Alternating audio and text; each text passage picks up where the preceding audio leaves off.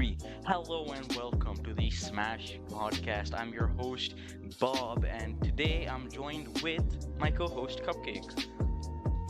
Hi guys, I'm Cupcake. I'm gonna be your co-host today. So basically today we're gonna be talking about our picks for the best F1 and motorsport drivers and our picks for the most underrated drivers and just current things about current F1 and like older F1 seasons. Because That's there's definitely been a huge change in terms of how Formula One has been like a decade ago compared to how it is now. Especially considering that a decade ago, I'm pretty sure they were still using the V8s, and then yeah. they switched to the hybrids. So a lot has changed. So let's start off with that. A lot has changed since the Michael Schumacher and Sebastian Vettel eras. So what do you think are the main changes? Obviously one of the main changes is the introduction of the hybrid to like appease the car manufacturers to still go in F1 to like improve their hybrid systems for their road cars. I definitely miss Which I those the V8 engine sounds that they have. Yeah, They sound giga, bro. I love how they sound. yeah. I mean, like, I think like, I mean, they had to add the hybrids because like, car manufacturers need to have like a reason why they're racing in F1, Yeah, or yeah. like they It's wouldn't do also it because this is exactly why Porsche doesn't race in Formula One, because the simple fact is they're way too successful in terms of engineering. They don't want to yeah, just manufacture an engine that only lasts a few races, because that would break yes, the yes, current regulations. So yeah. that is the F1 needs to have regulations to allow manufacturers to join, or else they just don't want to. Yeah, but like I think one of the reasons that the main reason that Porsche didn't join like and rather Audi joined is because Porsche literally sells cars no matter what. Like if Mercedes races F1, they can say that we made this car using Yeah, F1 technology, because and then people would buy it. It's like a marketing thing. Like what's the everybody is engine that the known to 911 like sell uses? something. What's the What? engine called? The Porsche 911. What engine does it use again? The flat six. Yeah, the flat six. So the thing is, Porsche does not need to put their brand on a car to get more sales, because the Porsche 911 is easily one of the most recognizable cars. You could go to literally anybody, show them a picture of the 911, and they'd probably be like, "Oh yeah, that's a Porsche, right?" So that's why Yeah. they don't really need another motorsport to get involved with, and that it makes sense with their method of engineering. That's why they want to go invest in the endurance races. They won the Le Mans, I think, last year. Yeah, I think so. And then like even if they wanted to develop like hybrid powertrains, they already have Formula E, which they're racing in, so they Exactly. don't really need F1. The only Like reason why they join is because of the fuel changes. I think that's in 2026, but they don't look too yeah, interested for now. I, But th- things I might think that's change. because Porsche is already investing like their own money into green fuel, like at least Yeah, because because they're already spending so much damn money on the whole green fuel thing, and so yeah, Formula One probably wouldn't give them that much of a benefit if you yeah, really think exactly. about it. Yeah, and like also there's like the fact that F1 is just like it's so expensive, and like the engines only last for like what, like few races, 5 6 races maybe. Exactly, yeah. uh Other than the so Ferrari engines, obviously they last like 2 races. yeah, the thing is, like many of Porsche's cars are like still on the roads, I guess. Like most of the 911s, you still drive them because they're not exactly a Honda reliable, but they're pretty reliable cars. Yeah, yeah, Like they're reliable. That's in for terms of sure. sports cars, they're incredible because Yeah, like compared to like Lamborghinis and McLarens, they have insane reliability. Which is another reason they don't need to go into F1. yeah. The thing is, F1 it can't really give them anything. And as Antonio Giovinazzi said, Alfa Romeo driver, F1's skill talent, that's something in F1 for sure, but when it comes to money, money rules everything. So if Porsche cannot see value in racing in Formula One or any real profit, obviously they wouldn't want to spend money on it. Yeah. But like obviously there's Ferrari, which is like a different case because Ferrari builds cars to race in motorsport. Yeah. It's like their main objective. Because like Yeah. I think Enzo Ferrari's main goal was to build cars to race first and build cars to finance the races he's going to. 3.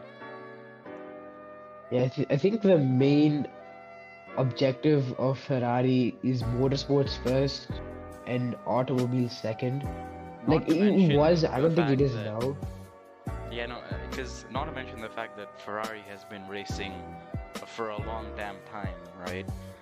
That's why I think the main engine manufacturers won't really change that much because unless in more further engine regulations happen, right? It won't change that much for a while at least because the simple fact is the current manufacturers have been racing for a while. Honda is Yeah, it's true, it's interested true. though.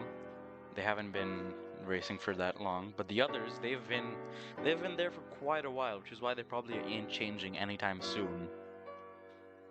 Yeah, I know. But like I think Honda's a different case because they obviously were the ones who produced McLaren's engines in the 80s and the 90s when they were really dominant. And obviously they didn't race for a long time until I think with I think with they returned with McLaren again in 2017. It was absolutely horrible. And Oh then yeah, after that McLaren Honda. It was even earlier than that. Was it 2016 or I think it yeah, was 2016. Yeah. Hold on. Oh man, I I'm think just it's gonna like look this up. 2014. You continue speaking something. Yeah, it was 2015. 2015 when Yeah, 2015. was that when Fernando joined the team? No, yeah, I think 2015 was when Fernando joined the team. Yeah, so that Um, was something else.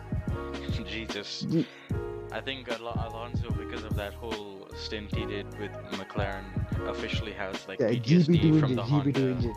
Yeah, GP2 engine. Yeah, but then and then they returned with Red Bull and they won the World Championship. Yeah. Like they won it last year and this year in 2021. So Then Red Bull changed to the Red Bull powertrains, and now they're gonna be coming But- back but with I think- Aston Martin. yeah, but then I think Honda's still the like main this thing under 2026. They still Yeah. provide electrical this things. Yeah. So they're kind of still in the mix. Yeah. So I and think, they're gonna talking about Aston Martin, their plans were to compete in 2026, weren't they?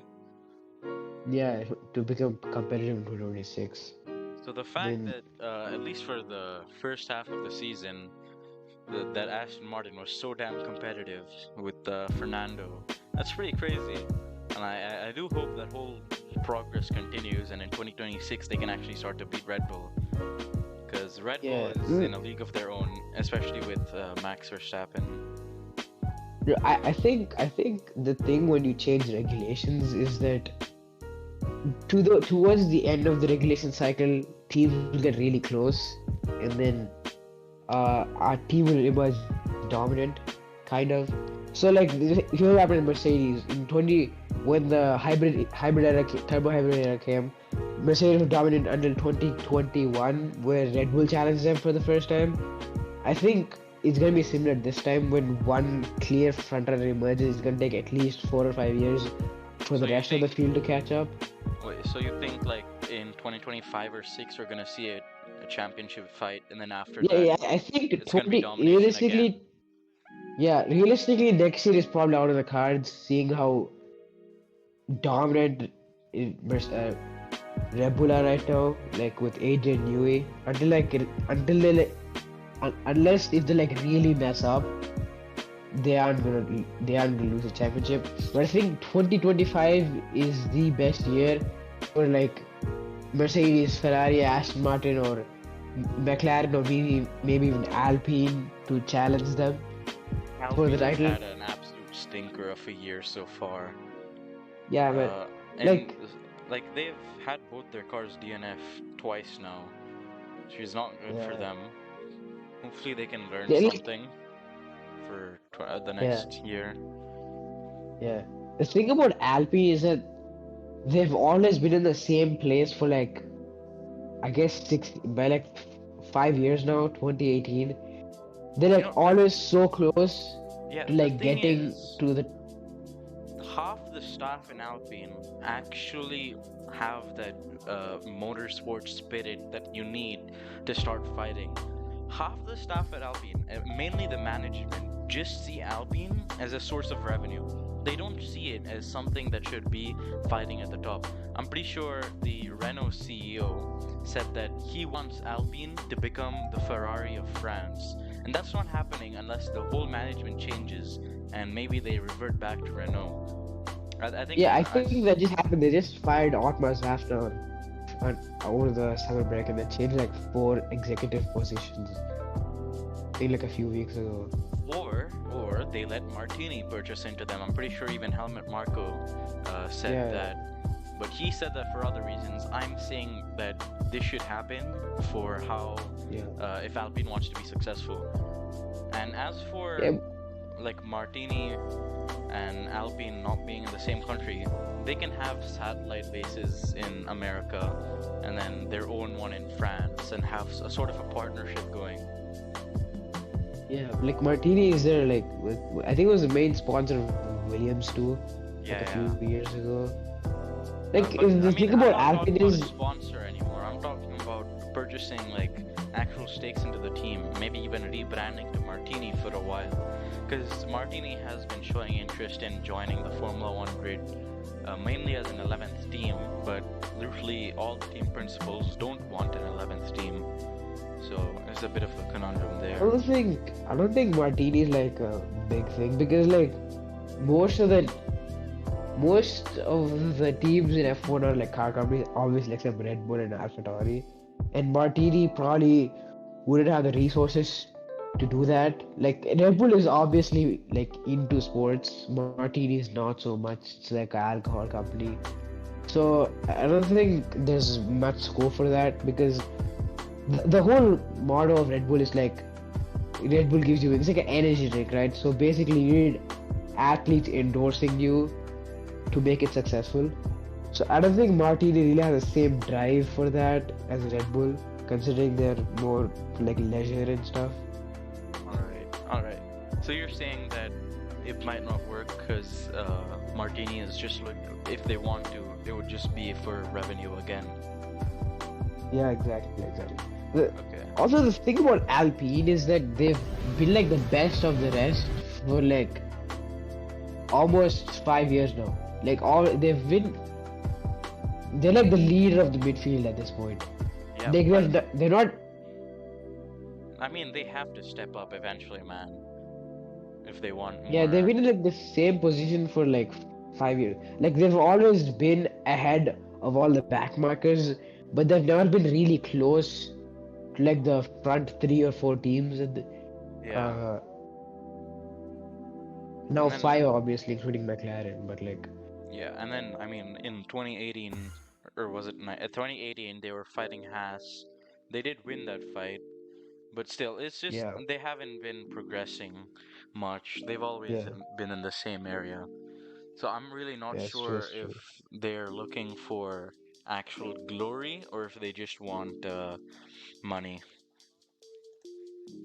I think they obviously try. Uh, they'll obviously try to do that, but I don't think it's.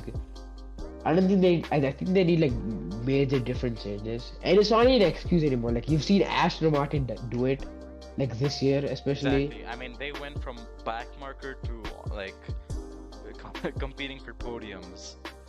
Yeah, they were like the second best team for like half the season almost, like at least Yeah. 9 rounds. It's a shame they couldn't make it stick. I guess their whole upgrade plan probably wasn't that good, considering they got their upgrades out early. The upgrades weren't that Yes. amazing, and then the other teams started upgrading, especially McLaren. McLaren Yeah. had even better. They were like backmarkers at the start of the season, and now they're competing for podiums. So like, Exactly. goddamn.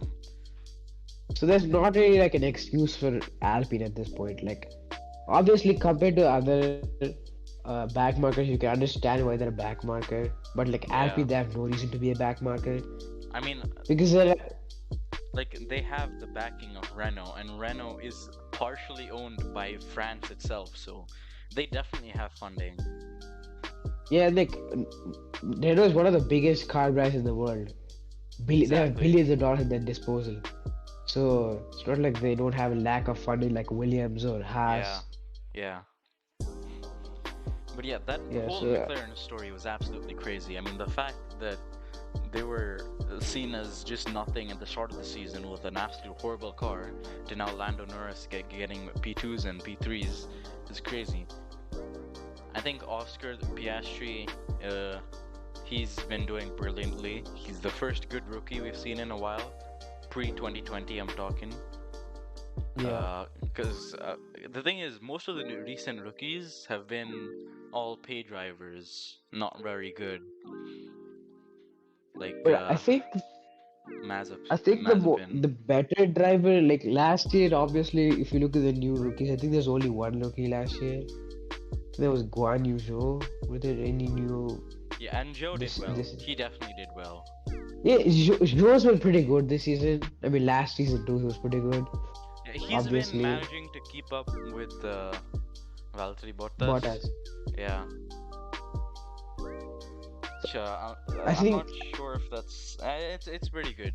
A lot yeah, of people were thinking he was going to be absolutely useless, considering yeah. he did he even win the F2 championship? I don't think so. No, he finished P2, I think. Yeah, he finished P2. A lot of people were saying, bro, this guy is gonna be an absolute failure. But he wasn't. He was quite good. Yeah, also there was another assumption that he's going to be like one of the paid drivers like Nikita Mazepin. Obviously, he does bring Chinese funds with him, Yeah. Chinese sponsorship with him, The but thing like is, he's he he proved that he even without funds behind him, he can be on that Formula One seat. yeah. Even though he has a lot of funds and people see him as he obviously is in a way a paid driver because he does bring a lot of money to Alpine in form of sponsorship from China, which Yeah. is good and all. But like people, I think people look at the thing of a paid driver as a bad like thing. Which is, Yeah, I mean, think like a lot of people think that if a driver is paying his way into Formula One, that means he's bad. yeah, I think that's what which the whole is perspective they're true looking at. sometimes, but not all of that. You can't just call it out always, you know. Yeah. It's just Okay. a stereotype. Yeah, 'Cause there I think are- Niki Lauda was like a paid driver when he first came into F1 or something. Yeah, I don't know much about that. But if he was, then that just proves their point even more. That you can be Yeah. a pay driver and you can still be a good one. Yeah, it's true. It's true. But I think the main reason we've been talking about pay drivers more recently is just how much more money we've needed so far. You know? I mean, Yeah, like Formula One money, it's become a huge issue. The fact, the whole dominance eras, the cost cap. So the whole topic of money has been more discussed through recent years. yeah, obviously, but like because like pre 2021 and the budget cap, I think the spending gap between like the back markers of Williams and Mercedes was like over a few hundreds of millions of Yeah, dollars. hundreds of millions.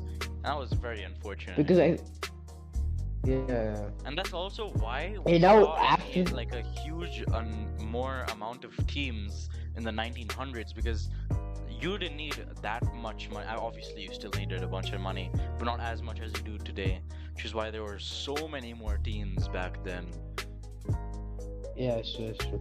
I mean, I'm And pretty and sure obviously they had like that whole, they had the whole thing where you had to qualify like in a certain range if you wanted to even join the race, because they just had way too many drivers, right? Yeah.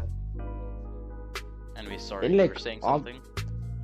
no, and obviously like now with the budget cap on like no team can spend over 150 million, right? So I think it does hurt the back markers in a way because the back markers cannot invest in like their Yeah. infrastructure as much. We've seen it with Williams, obviously, when like James Hall said some of the infrastructure they had is from like the 92 the 2000s back when he was at Renault or something, and he said that if they don't improve the infrastructure, I don't they don't, he doesn't think Williams can get that much better. Because if And they like want there was to like a notion, improve, then yes, they need more money, and the cost cap doesn't yeah. really allow that. Yeah, but like only for the infrastructure, not for improving the car, just for Yeah. the infrastructure. I think there was a notion in for all the team principals and all the teams to approve if Williams can use like I think like $20 million or something to improve their infrastructure only. And like all the black market teams accepted it, and all the front running teams rejected it. Yeah, So I think obviously, that because front definitely shows. runners, they just want to make sure that they're the only front runners. That's also why they don't want an 11th team, because they don't want more competition. They don't want to divide those points even more. Yeah, I mean, obviously, if you were in the position of like, let's say Red Bull or Mercedes, you wouldn't want that either. If you were winning, you'd want to Yeah. keep winning, I mean, people and if say you it's make, selfish, but that's how you succeed sometimes. You have to be selfish and greedy.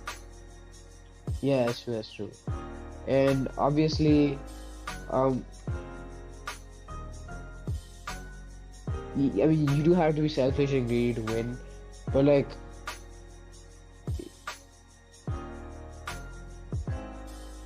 Okay. okay, I forgot what I was gonna say. Uh, Continue. okay. Anyways, so the whole regulations, it always brings huge things. We're talking about the teams, so now let's switch on to the drivers. Underrated drivers. There are definitely a lot of underrated drivers, I think. Let's do on the current grid because obviously Alright. past grids is a little bit harder. Yeah. Okay, so we'll just go by team, and we'll see if Alright, I'll a pull up the particular driver is standings. underrated or not. I'm gonna pull up the standings, and we'll go Yeah, sure. from bottom to top, basically. Top. Yeah. 2023 F1 standings. Let's go. So AlphaTauri, they've developed just a shit car, but I think Yuki Tsunoda is often overlooked. His improvement over the years is absolutely crazy. Yeah, I mean, yeah, obviously Yuki Tsunoda's been really great this season. He's absolutely he's outdrove Nick DeVries by a lot. Nick And DeVries, that whole story is just something else, man. The thing is, yeah, it's true.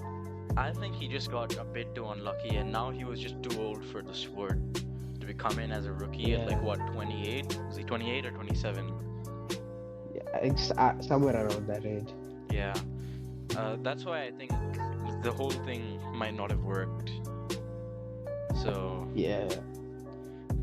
but yeah, like, Yuki I mean, Tsunoda, obviously, yeah, Yuki Tsunoda has yeah, been improving a Tsunoda's been lot. pretty good. So I think he's not that overrated, but underrated. But I think he's a little. I think he's like about fairly rated-ish.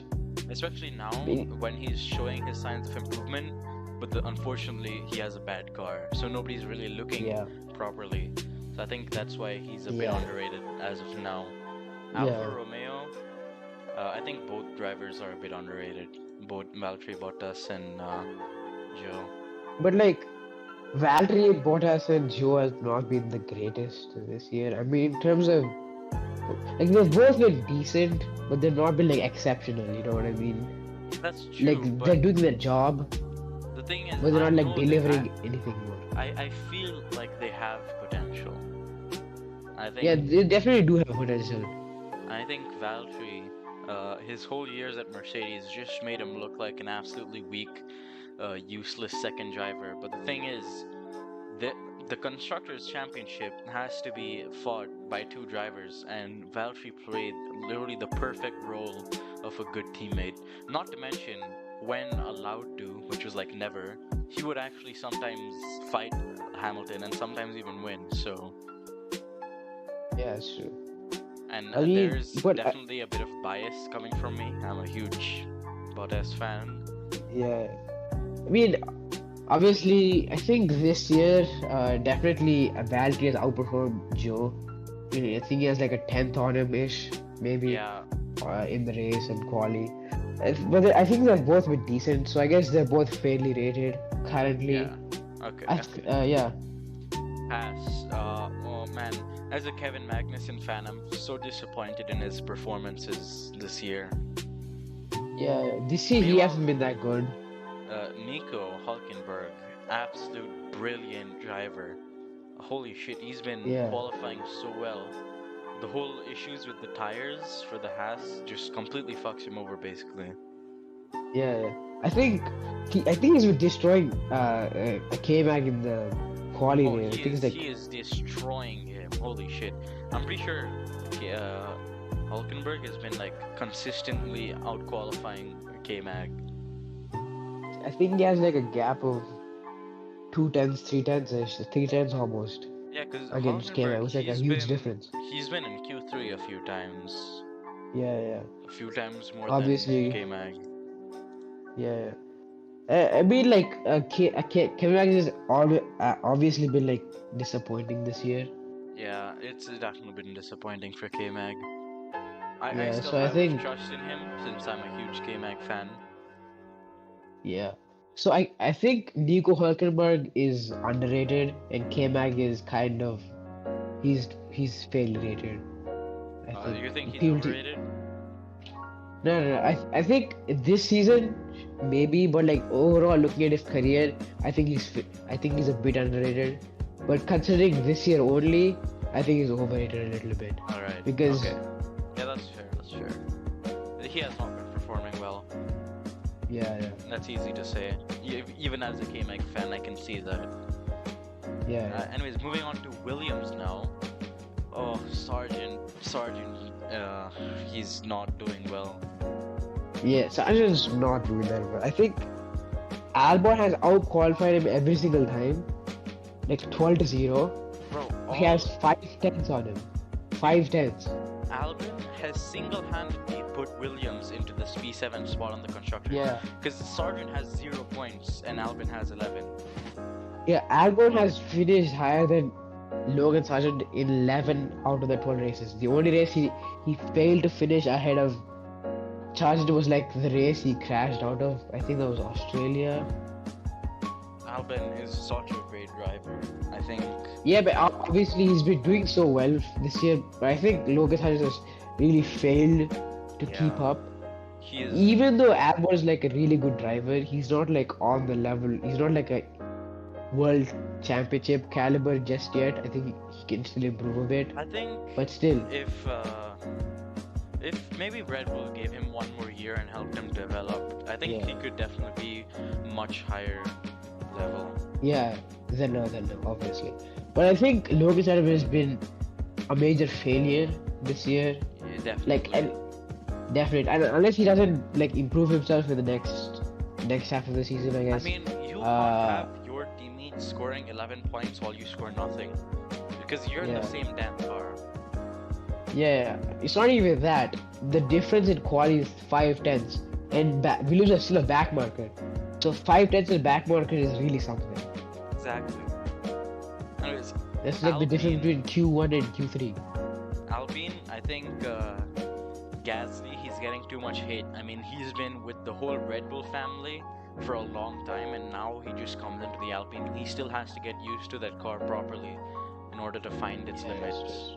Meanwhile, Esteban, like everybody says, Esteban is just doing so much better. The thing is, Esteban has been with Alpine for so damn long.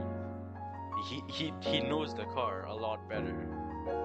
Yeah, but still, I think Esteban is one of the most underrated F1 drivers in the modern like this thing.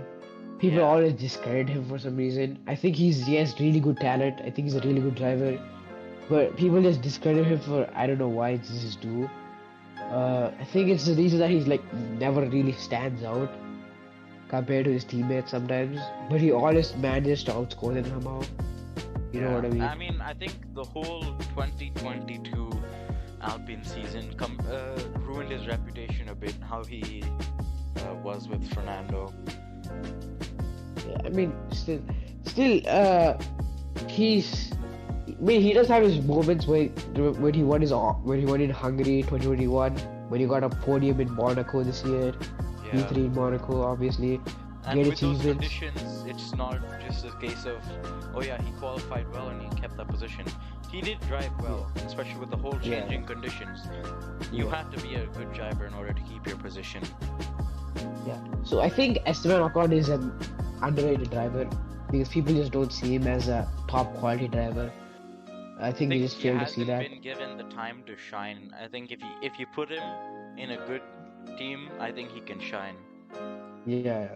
And Gasly, he's always been good in the AlphaTauri, but like this year, I don't. Like, sure, he has the same amount of points as this thing, but he's under perform a little bit compared to He his has, standards in but AlphaTauri. I think you have to understand that like he's still learning with the car, you know. Yeah, I know he's still learning, but like compared to his last years, like he's still doing a good job, like for a normal driver. But like he's a Yeah. really good driver when he was at AlphaTauri. Comparing him to his like past levels, I don't think he's been on the same level. He's like a bit less, but still Yeah. he's been pretty good. Yeah, I can So I see where think- you're coming from. Yeah. So I think both of them are like a little bit underrated. I think Esteban is a bit more underrated than Gasly for Yeah, me. definitely. I think so as well. But yeah, okay. Moving on to McLaren now. I think both of the drivers are perfectly rated. Yeah, Lando both of them are Norris, perfectly rated. He is not underrated. Lando Norris is a well-known driver, and he is Yeah. good. I think Yeah. put him in a Red Bull, he will start winning races. Yeah, I think everyone Better than acknowledges the Perez. fact. Dude, I think Oscar might be a bit under appreciated, even though he's been really good this year. That's true. I think Oscar. I think after this mid-season ends, he's gonna start obviously performing even better and better with Yeah. how good the car is. I think his Yeah. reputation will start to put up. I think it's obvious. It's pretty obvious that a rookie will be a bit underrated in their first year. You know, Yeah, that's true. but as a rookie, So- he's been doing brilliantly. Yeah. So okay, what team do we have next? Ferrari. Oh boy. Ferrari. Look, I think both of them are. I think they're- Sainz is underrated. Yeah, I was about to say. I think Sainz feel is a that. bit underrated. I mean, like, he is obviously not on the level that Leclerc is. Maybe Leclerc has a raw pace in him that Sainz just doesn't have. Yeah. But I think Sainz has been a really decent point scorer. He's always finishing in good points where he doesn't like beat it in the wall or something. Yeah. Uh, I also But- think Ferrari has been a bit unfair to him. Yeah, Austria obviously. this year, I was really I was really annoyed. Ferrari told Sainz not to attack Leclerc when Sainz had clearly much better pace. I'm pretty sure because of them both not being allowed to attack, they were very close to each other and they both pit. They double stacked and probably lost a lot of time. I think if Sainz was just Yeah. allowed to go through, he could create a gap and avoid that whole double stack. yeah. But like, obviously, I mean, he does have his moments when he does like crash a bit, and then like he isn't on the same level as Leclerc in terms of talent, like, raw speed, and like obviously the quality record. Yeah. And Leclerc just has that 2 or 3 tenths that on Sainz. The thing Obviously, is, or Sainz like- is definitely a good driver, and I think people don't see it like that. Yeah. Okay, then we have Charles Aston Leclerc. Martin. I think Charles Leclerc is perfectly rated as a driver. Yeah, I think he bins it too much. Yeah, but he has talent. That's very much obvious. Yeah. Okay, Aston Martin, Fernando Alonso, absolute beauty. Underrated driver. Yeah, I think people don't see Fernando on the level that Sebastian Vettel and Lewis Hamilton are. But I think the Fernando fact Alonso. that this guy is 43 years old and is winning podiums, that just goes to show how good he is. Yeah, I mean, obviously, I think Fernando Alonso, in my opinion, might have been better than Sebastian Vettel because in his prime, maybe that's my personal opinion. I know it's unpopular, but I do think that Fernando Alonso is just a better driver than Sebastian Vettel, even though like really close.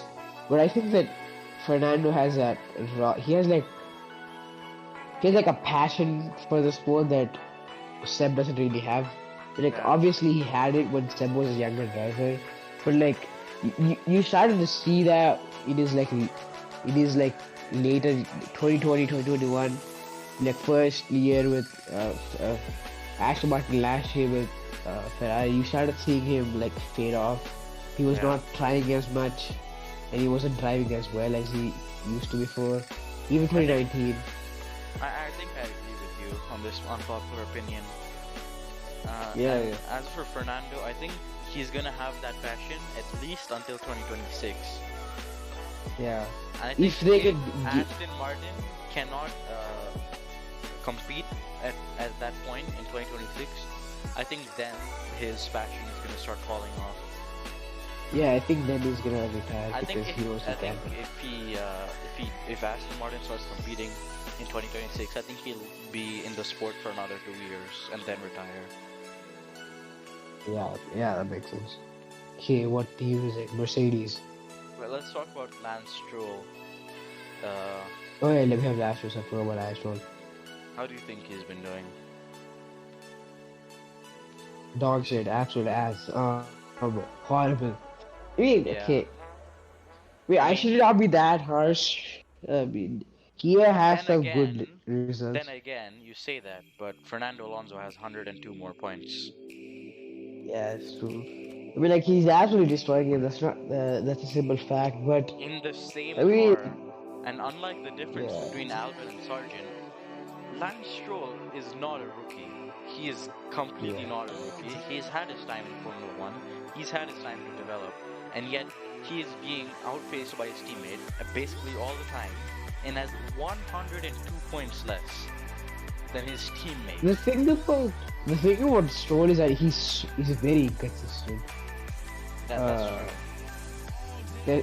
and he's like not the best qualifier. He has more race pace than quali pace, which is fine. But like, I think he is very inconsistent. Like you could see glimpses of Lance being like a truly good driver, like a very good racing driver.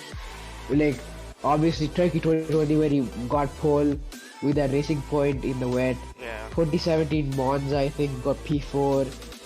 Like he got a podium in Baku in a Williams.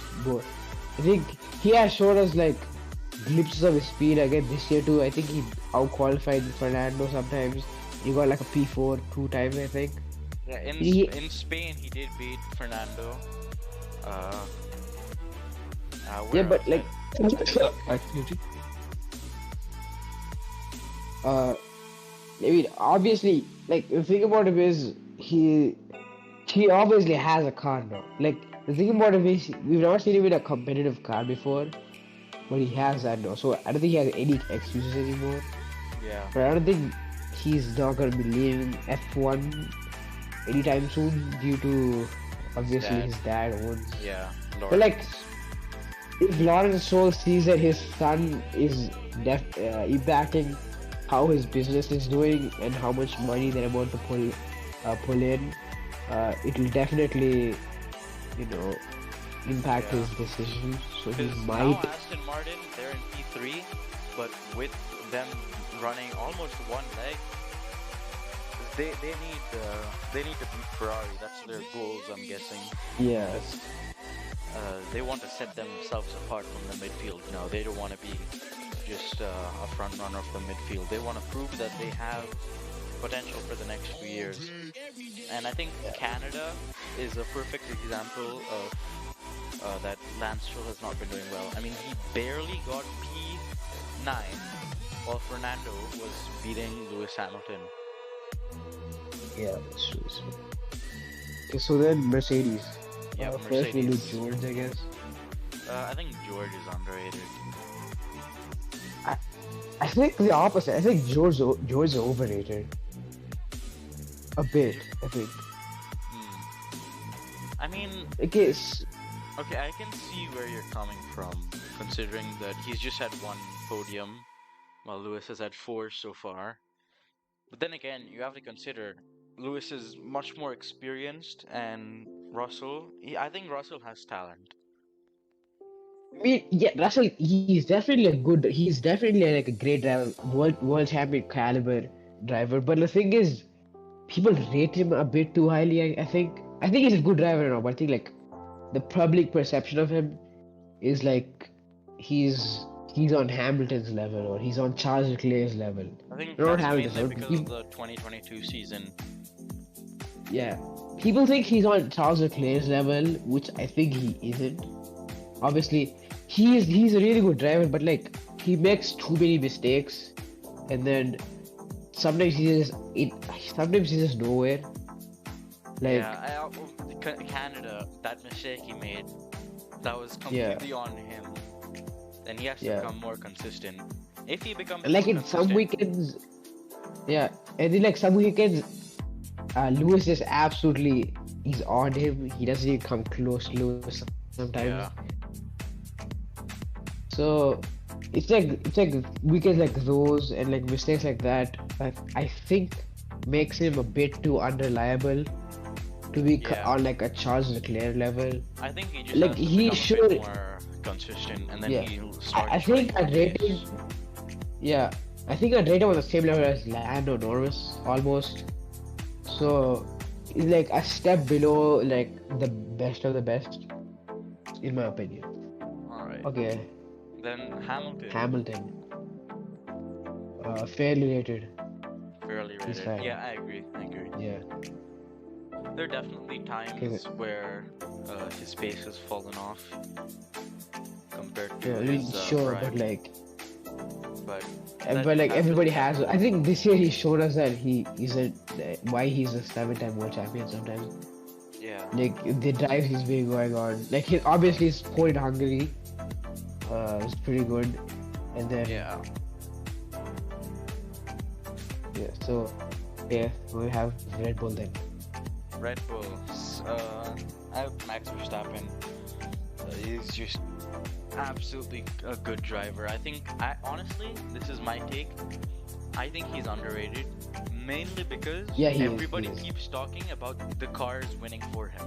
But the thing is, it's not. Max is a genuine talent.